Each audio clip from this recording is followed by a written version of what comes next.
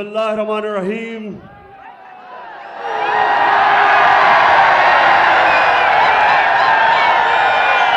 इय्याका नअबुदु व इय्याका नस्तईन। आज मैं आप सबके सामने खड़ा हूं, वो कौम जिसने मुझे पहली दफा इलेक्शन जिताई थी, मियां वाली। ये एहसान कभी मैं भूल नहीं सकता। जो आपने मुझे इज्जत दी और हमेशा दी, इंशाअल्लाह मैं अपने मियां वाली की भी पूरी तरह खिदमत करूंगा और अपनी कौम की भी खिदमत करूंगा इंशाअल्लाह। मैं सबसे पहले अताउल्लाह ईसा खेलवी, मैं आज कमर मशानी में खड़े होके अपनी सारी कौम के सामने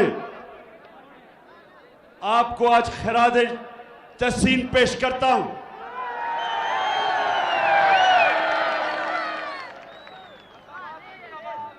अदाकार भी बहुत मैंने देखे।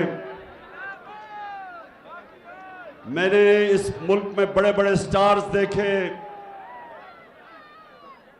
मैंने इस मुल्क में ऐसे ऐसे गाने वाले देखे जिनके बड़े नाम थे, लेकिन अताउल्लाह खान, तुम मेरी नजर में हमेशा मेरे नंबर 1 रहोगे, क्योंकि आपने उस वक्त मुझे सपोर्ट किया जब शो बिजनेस के लोग घबराते थे। वो घबराते थे कि अगर इमरान खान की सपोर्ट करेंगे तो पीटीवी उनको नहीं दिखाएगा या उनके ऊपर किसी किस्म की इंतकामी कार्रवाई होगी, क्योंकि हमारा तो मुकाबला माफियाज के साथ है, चोरों के साथ है, डाकुओं के साथ है। और माफिया या खरीदते हैं लोगों को या उनके जमीर खरीदते हैं या उनको लोटा बनाते हैं और या फिर डराते और धमकाते हैं। तो मैं अताउल्लाह खान आपको आज इसलिए सबके सामने सलाम पेश करता हूं कि आप डटे रहे, खड़े रहे, हर वक्त मेरे साथ रहे। और माशाल्लाह माशाल्लाह जो आपका तराना था सारे पाकिस्तान के कोने कोने में गूंजा। जब आएगा इमरान, सबकी जान बढ़ेगी, कौम की शान बनेगा नया। अच्छा मियां वाली, कमर मशानी, पहले तो मुझे ये बताओ, गर्मी तो नहीं लग रही? माशाल्लाह माशाल्लाह। कोई भी आजकल की गर्मी में दोपहर के 3 बजे इतनी तादाद में जलसे में नहीं कोई आता। मैं आपको भी आज सलाम पेश करता हूं सबको। अच्छा, मैं आज आपके पास इसलिए आया हूं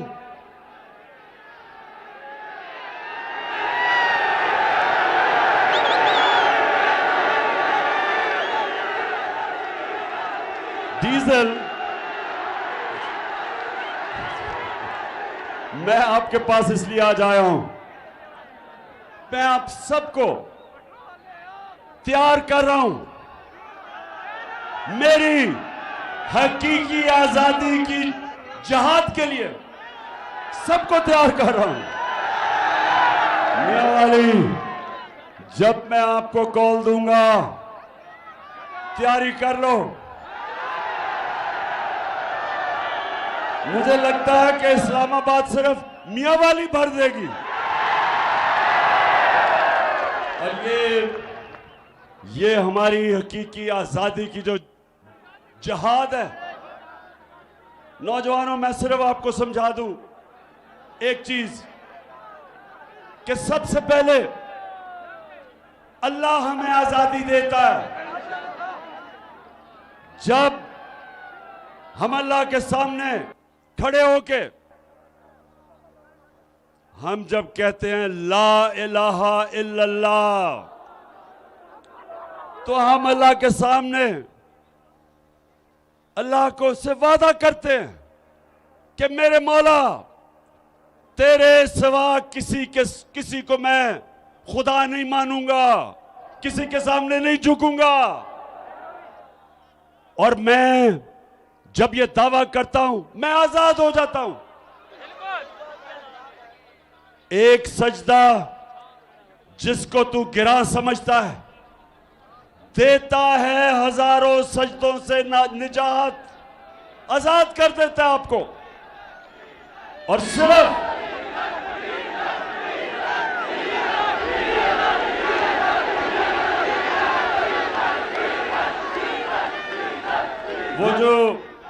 वो जो आप बात कर रहे हैं, वो एक डीजल के परमिट के सामने झुक जाता है।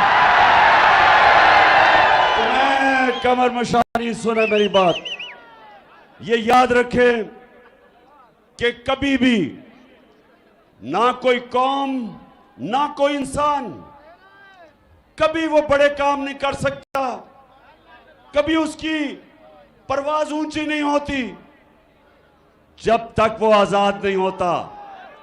गुलाम सिर्फ अच्छे गुलाम बन सकते हैं। गुलाम इमामत नहीं कर सकते। गुलाम की परवाज इकबाल के शाहीन की नहीं हो सकती। इकबाल का शाहीन तो तब है जब अपनी जंजीरें तोड़ देता है। और जंजीरें, मेरे मियां वाली के लोगों सुनो, जंजीरें गिरती नहीं, तोड़ी जाती हैं। आजादी मिलती नहीं, छीनी जाती है। और इस वक्त हमारे ऊपर अमेरिके के गुलामों को मुसल्लत किया हुआ है। जो पाकिस्तान का प्राइम मिनिस्टर बनाया उन्होंने, उसकी सिर्फ एक खासियत है, वो जूते बड़े अच्छे पॉलिश करता है। मुझे तो बड़ा अच्छा हुआ कि शहबाज शरीफ, तुम्हें मुरासला याद आ गया, तुम्हें साइफर याद आ गया। अब तो ये बड़ा अच्छा हुआ तुमने कहा इंक्वायरी करोगे। ये तो मैं 6 महीने से कह रहा हूं इंक्वायरी करो। हमने तो चीफ जस्टिस को मुरासला सिर्फ इसलिए भिजवाया कि चीफ जस्टिस साहब इंक्वायरी करें। मुल्क के ऊपर साजिश, बैरूनी साजिश के तहत हमारी हुकूमत को गिराया गया और वो मुरासले में वाज़ेह लिखा हुआ है। कमर मशानी मुरासला आपको पता है क्या कहता था? हमारे एम्बेसडर को अमेरिका में, सुनो, हमारे एम्बेसडर को अमेरिका में उनका एक अंडर सेक्रेटरी ऑफ स्टेट जिसका नाम डोनाल्ड लू था, वो हमारे एम्बेसडर को कहता कि इमरान खान को अगर तुमने अदम एतमाद की तहरीक में अगर तुमने उसको ना हटाया तो पाकिस्तान को मुश्किलों का सामना करना पड़ेगा, और अगर तुमने इमरान खान को हटा दिया तो हम सब कुछ माफ कर देंगे। अब जब इमरान खान को हटाना था तो किसने आना था? चेरी ब्लॉसम शहबाज शरीफ ने आना था। तो साजिश का तो ये हिस्सा था। इसने मिलके उनके साथ और यहां हैंडलर्स के साथ साजिश की और वो गवर्नमेंट गिराई जो 17 साल में सबसे ज्यादा पाकिस्तान के अंदर तरक्की कर रही थी, जो पाकिस्तान की इकोनॉमिक सर्वे में जो इस हुकूमत ने शाया की, उस इकोनॉमिक सर्वे में लिखा हुआ है कि पाकिस्तान की तारीख पिछले 17 साल की तारीख में सबसे ज्यादा पाकिस्तान की मायशत ऊपर उभर रही थी। 5.7 और 6% 2 सालों में, ये 17 साल के बाद हमारी मायशत भी ऊपर जा रही थी। जो यही नून लीग, यही साख डार दिवालिया निकाल के छोड़ के गए थे, हमने वो उठा दी थी। रोजगार, वर्ल्ड बैंक कहता है कि सारे बर्रे सगीर में सबसे बेहतर रोजगार पाकिस्तान में मिल रहा था। किसान खुश था। 4 फसलों में सबसे ज्यादा पैदावार हमारे जमाने में आखिरी 2 साल में हुई। किसानों को पैसा सबसे ज्यादा हमारे दौर में मिला। हमारे दौर में सबसे ज्यादा एक्सपोर्ट्स पाकिस्तान की तारीख में, टैक्स सबसे ज्यादा हमने इकट्ठा किया और हमने कीमतें कंट्रोल की हुई थी। हमारे दौर में कमर मुशानी, हमारे दौर में पेट्रोल और डीजल 150 रुपए लीटर पे था। बिजली 16 रुपए यूनिट पे थी। आज वो 250 रुपए पे डीजल है लीटर। बिजली, जरा किसानों से पूछें ट्यूबवेल के ऊपर बिजली उनको कितना बिल आ रहा है। अब लोगों से पूछें कि जब बिजली का बिल आता है तो लोग पूछते हैं कि क्या हम खाने पे पैसा खर्च करें, स्कूल के बच्चों की फीस पे, पेट्रोल पे, डीजल पे। ये आम लोगों के हालात हैं आज ये हाल है लोगों का कि लोगों को पास ये नहीं समझ आ रही कि जो आटा हमारे दौर में 1 किलो आटा 55 रुपए का था, आज 100 रुपए से ऊपर चला गया। 4-5 महीने के अंदर इन्होंने इस मुल्क का दिवालिया निकाल दिया, महंगाई के रिकॉर्ड तोड़ दिए। और ये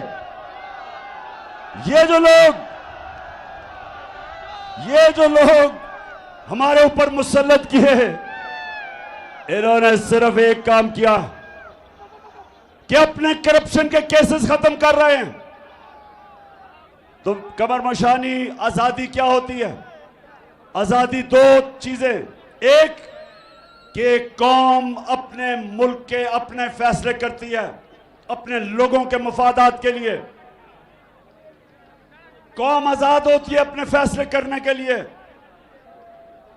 जब हम गुलाम थे अंग्रेजों के नीचे तो 2 जंगें हुई, पहली जंग अजीम और दूसरी जंग अजीम। हिंदुस्तान से लोग गए, हुक्म मिला कि यहां से लोग जाओ और अंग्रेजों की जंगों में लड़ो। लाखों लोग यहां के उन जंगों के अंदर मारे गए। हमें किसी ने नहीं पूछा था गुलामों से कि हम चाहते हैं अंग्रेज की जंग में शामिल होना या नहीं, क्योंकि हम गुलाम थे। लेकिन अफसोस से कहना पड़ता है कि जब अमेरिका की जंग थी, वॉर ऑन टेरर, तब भी किसी ने पाकिस्तानियों से नहीं पूछा कि क्या हम इसमें शामिल होना चाहते हैं या नहीं, क्योंकि हुक्मरान गुलाम थे। हमें उन जंग में ले गए, 80,000 पाकिस्तानियों की कुर्बानी दी। जंग उनकी। अमेरिका के अंदर 9/11 में सिर्फ 3,000 से कम लोग मारे गए और हम उनकी जंग में शामिल होके 80,000 पाकिस्तानी मारा गया, क्योंकि हम गुलाम थे। हमने अपने मुल्क के मफादात के लिए फैसले नहीं किए। हमने अपने जिनकी हमारे हुक्मरान गुलामी कर रहे थे, उनके हुक्म के ऊपर फैसले किए। 400 ड्रोन अटैक हुए हमारे मुल्क पे। 400 ड्रोन जिनकी जंग लड़ रहे थे वो इधर ही बमबारी कर रहे थे। हजारों पाकिस्तानी बेकसूर मारे गए क्योंकि हम गुलाम थे। हम आजाद फैसले नहीं करते थे। 35 लाख लोग कबायली इलाके से बेघर हुए। 35 लाख लोग नकल मकानी की कबायली इलाके से। अरबों डॉलर का मुल्क को नुकसान हुआ। किसी ने पूछा कि हमें कौन इस जंग में लेके गया था?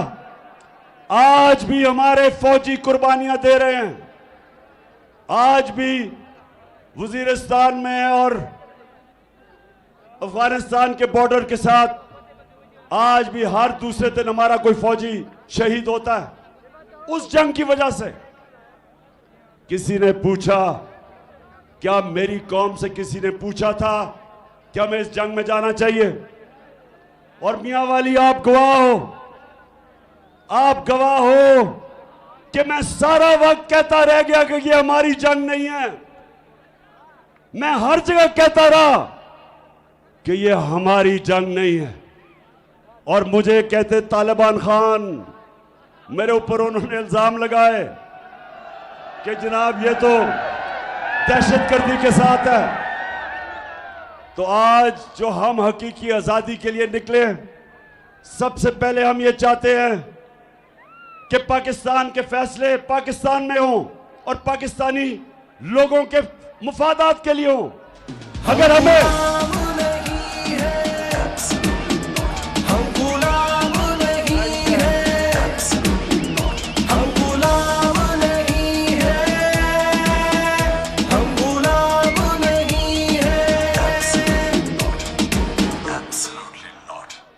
अच्छा सुने आप, दूसरी चीज अब जरा गौर से सुने। दूसरी चीज, इस मुल्क में हमें जो हकीकी आजादी के लिए लड़ रहे हैं, इंसाफ चाहिए।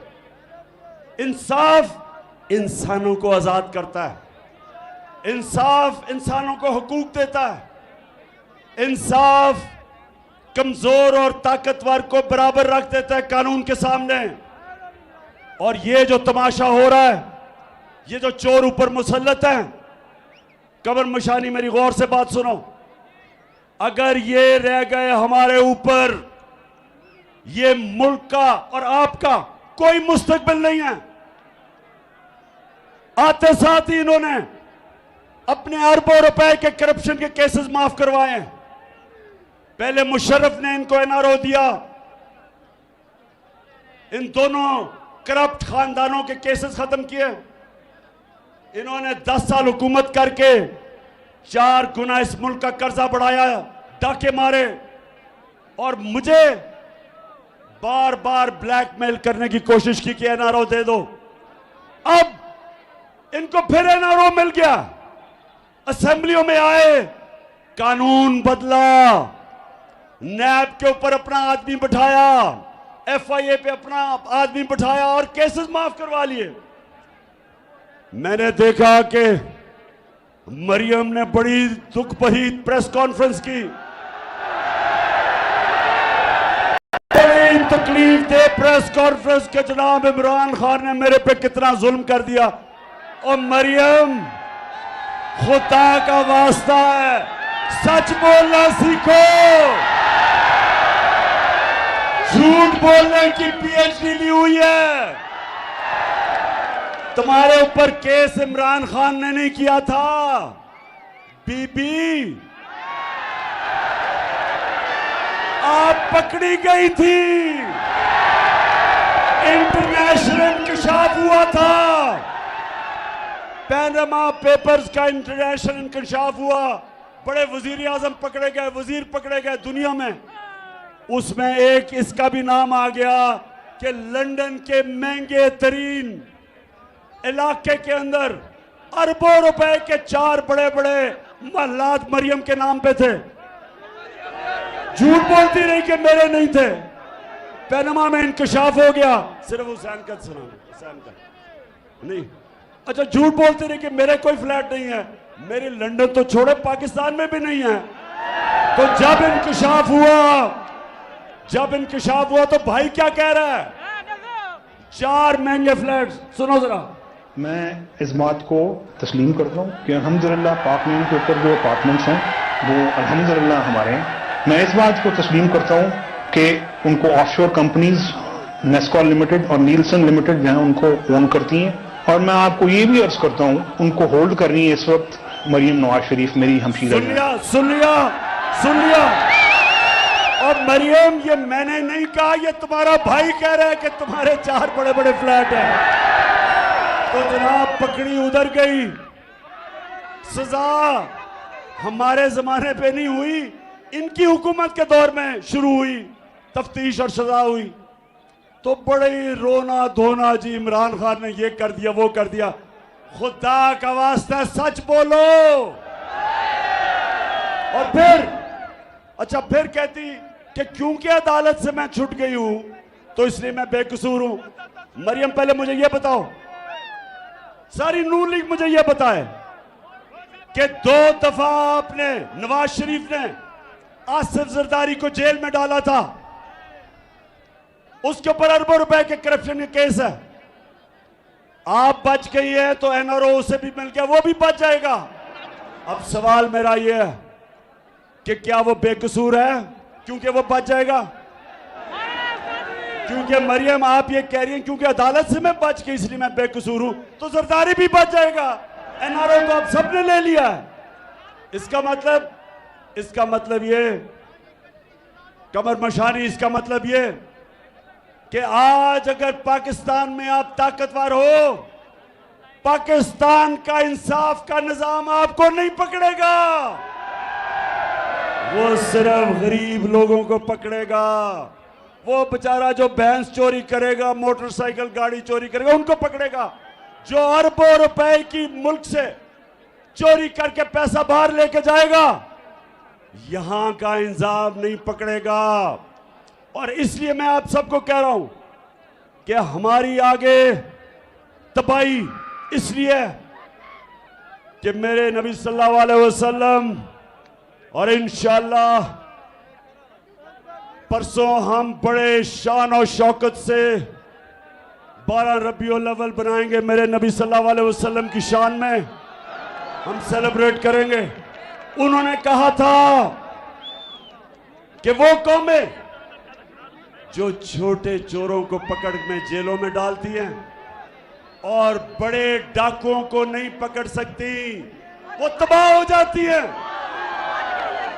आज अगर आप सारी दुनिया में देखें, जो भी मुल्क गरीब है, जिधर गुर्बत है, उन सारी कौमों के अंदर एक चीज है कि वो सिर्फ छोटे चोरों को जेलों में डालती हैं और बड़े डाकू दंदनाते फिरते हैं, जिस तरह आज पाकिस्तान में फिर रहे हैं। इसलिए मेरे पाकिस्तानियों, मैंने फैसला किया कि मैं अपनी जान की कुर्बानी दूंगा अपने मुल्क की आजादी के लिए। बड़े हमें डराते हैं जी, जेलों में डाल देंगे, हर दूसरे दिन जी फलाने को जेल में डाल देंगे या इमरान खान को जेलों में डालने। हमें जेलों में डालने से ना डराओ। अभी तो मैं जेल भरो तहरीक शुरू करने लगा हूं।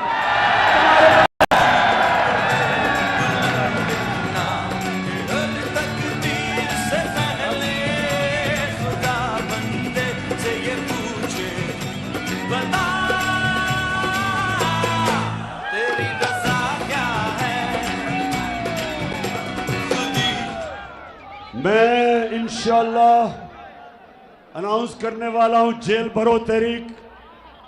हमने तुम्हारे पास जेलों में तो 70,000 लोग आते हैं, यहां लाखों लोग तैयार हैं जेलों में डालने के लिए। हमें जेलों से ना डराओ। एक और इन्होंने गेम किए, मरियम जिससे सच बोला ही नहीं जाता, उसकी दूसरी जो उसकी खिदमत गुजार, उसके साथ साथ उसकी चेली है दूसरी मरियम और जावेद लतीफ, इन्होंने कहा कि इमरान खान ने तौहीन मजहब की है और इन्होंने पूरा टीवी के ऊपर प्रोग्राम किया कि इमरान खान ने तौहीन मजहब किया। इसके पीछे गेम क्या है? इसके पीछे गेम ये है, और 4 वो बंद कमरों में लोग बैठे हैं जिन्होंने फैसला किया मुझे मरवाने का, वो इसके पीछे हैं। इन्होंने फैसला किया कि जी कहेंगे तौहीन मजहब किया, और उसके बाद अगर मुझे किसी ने कत्ल किया तो कहेंगे जी कोई मजहबी जुनूनी ने कर दिया क्योंकि इसने तौहीन मजहब किया। कोई ये कान खोल के सुन लो, मैंने अपनी सारी कौम एक टेप बना के रखी हुई है। जिस वक्त मुझे कुछ हुआ वो टेप आ जाएगी, रिलीज होगी, और वो 4 लोगों के नाम सारी कौम के सामने आएंगे जिन्होंने बंद कमरों में ये फैसला किया, ताकि मैं तो आखिरत में मानने वाला हूं। अल्लाह के हाथ में जिंदगी मौत है। जब भी वो कहेगा हम तैयार हैं, जब भी बुलावा देगा, लेकिन वो 4 लोगों को मेरी कौम माफ नहीं करेगी। अच्छा, तो अब सब तैयारी कर लो। मैं अब सुने मैं करने क्या लगा हूं। ये समझ रहे हैं इनका प्लान बना हुआ है, जिस तरह इन्होंने 25 मई को हमारे ऊपर जुल्म किया। राना सनाउल्लाह और शहबाज शरीफ सुन लो, तुम जो भी तैयारी कर रहे हो, कप्तान उससे ज्यादा बेहतर तैयारी कर रहा है।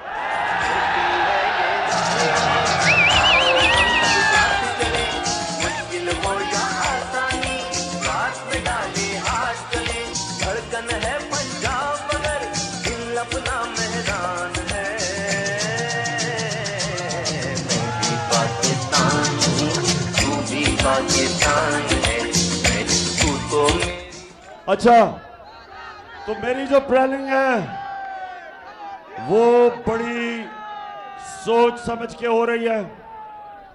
उसमें इस्लामाबाद के ऊपर मार्च तो उसका एक हिस्सा है, बाकी भी कप्तान ऐसी प्लानिंग कर रहा है जो पाकिस्तान की तारीख में कभी किसी ने नहीं की। और ये मेरा चैलेंज है,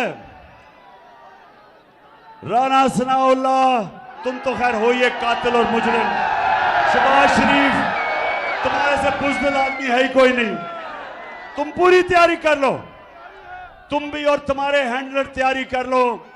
मैं आज आप सबके सामने कह रहा हूं कि जो कप्तान का प्लान है, जो कप्तान प्लान बना रहा है, जो भी प्लानिंग कर रहे हो वो फेल हो जाएगी। तुम नहीं रोक सकते, आप इलेक्शन करवाने पड़ेंगे। और कहती है मरियम, कहती जी नवाज शरीफ बहुत बड़ा कोई सियासतदान है। मैं तो इंतजार कर रहा हूं कि उसको पाकिस्तान आने दो, उसका इंशाल्लाह ऐसा इस्तकबाल होगा कि वो सारी जिंदगी वो भी याद रखेगा और हैंडलर भी याद रखेंगे, नून लीग भी याद रखेगी।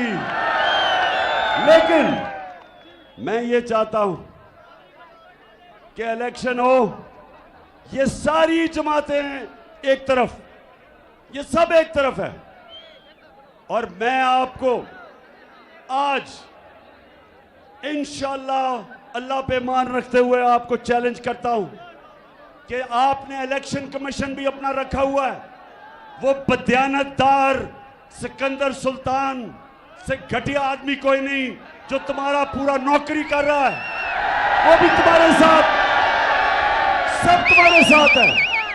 तुम धांधली भी कर लो जिस तरह तुमने पंजाब के 20 बाई इलेक्शन में की थी, तुम धांधली भी कर लो, लेकिन आपके सामने वो कप्तान खड़ा है जो पाकिस्तान और हिंदुस्तान की क्रिकेट की तारीख का वाहिद कप्तान है, जिसने हिंदुस्तान में जाके उनके अंपायरों के बावजूद हिंदुस्तान को फेंटा लगा के आया था।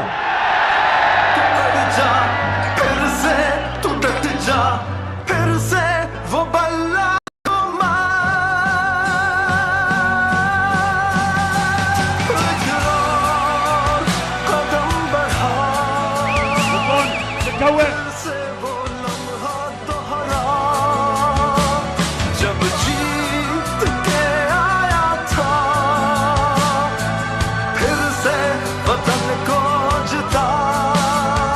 अच्छा मियां वाली, इन्होंने एक और गेम शुरू किया, मैं आज सारी कौम के सामने बताना चाहता हूं। इन्होंने वो डीप फेक वीडियो चला रहे, इन्होंने क्या किया है कि बेचारे हर तरह मार खाते जा रहे हैं।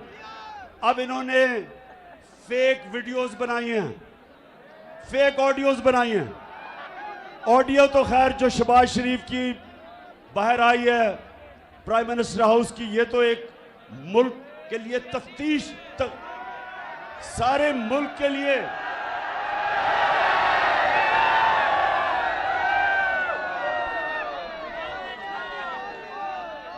सारी मुल्क के लिए एक हमें लम्हा फिक्र है कि प्राइम मिनिस्टर से जो उसके टेलीफोन वो सारा लीक हो गया, दुश्मनों के पास चला गया।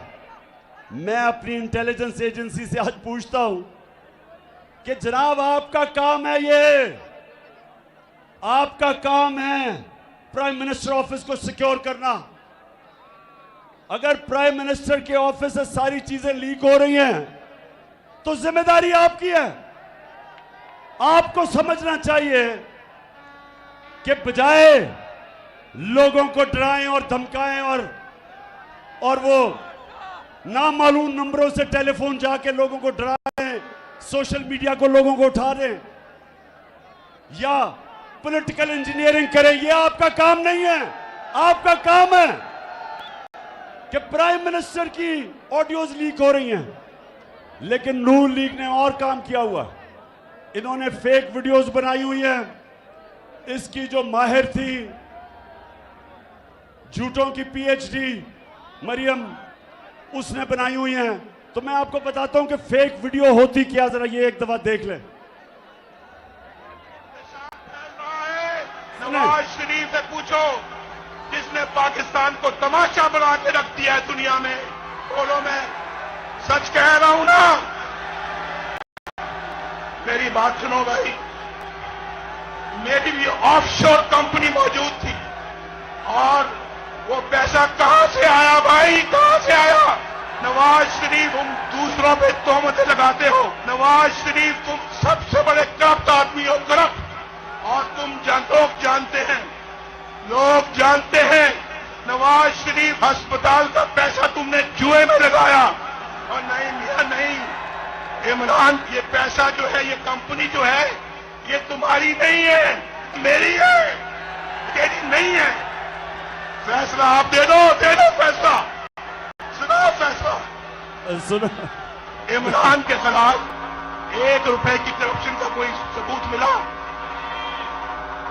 ब्रिटिश वर्जिन आइलैंड से भी कह दिया है कि नवाज शरीफ ने करप्शन की है। नीचे नवाज शरीफ जवाब देना पड़ेगा। हम करप्ट हैं, हम हर मामले में करप्ट हैं। नवाज शरीफ की किस्से कहानियां आप जानते हैं कि नहीं जानते? बस मैं ये आपको बता रहा हूं, इसको कहते हैं डीप फेक, कि नवाज शरीफ खुद ही कह रहा है मैं करप्ट हूं। तो अब ऐसी वीडियोस निकलाती हैं, तो ये नून लीग की खासियत है। मैं नून लीग को आज बताना चाह रहा था कि ये कोई मुश्किल काम नहीं है डीप फेक वीडियो बनाना आजकल। ये हम आप कहें तो हम सबके ऊपर आपके निकाल देंगे। अच्छा जी, आखिर में मैं आप सारा कमर मशानी, आपने मेरे साथ अब एक हल्फ लेना है। सबने मेरे साथ आज हल्फ लेना है, जिसकी वजह से मैं खास आपके पास आया हूं। ये आप पढ़ेंगे और इसके बाद हम सारे वो बात आगे दोहराएंगे। ये लो। बिस्मिल्लाहिर्रहमानिर्रहीम। हाथ उठाओ ना, हाथ ऊपर करें सारे, दायां हाथ ऊपर करें। मैं अल्लाह ताला को हाजिर नाजिर जानकर ये हलफ उठाता हूं कि मैं पाकिस्तान के आईन की पासदारी करूंगा और हकीकी आजादी के लिए हमेशा इमरान खान के शाना बेशाना खड़ा रहूंगा उस वक्त तक जब तक के हकीकी मायनों में इस मुल्क को आजाद नहीं करवा लेते। अल्लाह ताला हम सब का हामियो नासिर हो, आमीन। अब ये सब समझो, आपने अल्लाह के सामने हल्फ लिया है, हाथ खड़ा करके बचाओ, तैयार हो? इंशाअल्लाह पाकिस्तान जिंदाबाद।